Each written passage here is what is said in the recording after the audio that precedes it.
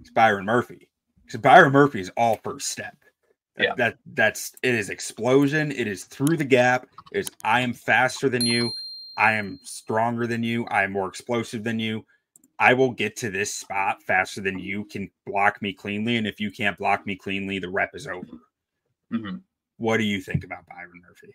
Yeah, I mean, it's funny talking about these guys back to back because they're in that same bucket. Like, who's the top tier D tackle? A lot of people have Byron Murphy.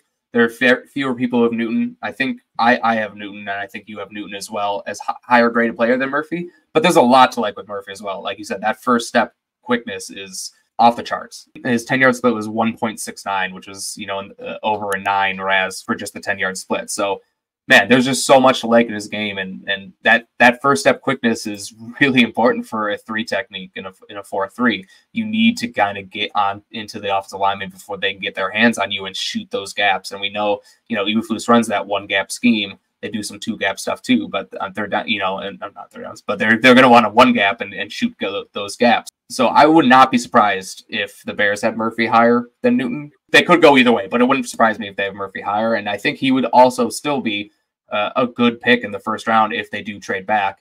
And he could still fill that same role, and you could still do everything you want on your defense. But Eberflus has said the 3 technique is the engine behind their defense, and there are 2 really, really good options, couple, later, but 2 really good options in the first round with Murphy and Newton. And I'd be fine with if the Bears decided to go with either one of them. Yeah, I'd be really happy with either guy at the end of the day. Mm-hmm. To me, Byron Murphy is feast or famine. He's going to win gap shooting or he's going to lose gap shooting. And there's not a whole lot else there for it. Like, for sure, he has some anchor. He can hold up, but he doesn't find his way into run lanes as easily, except for when he's shooting the gap into that run lane. That's really when he wins, when he makes the highlight plays as a run defender.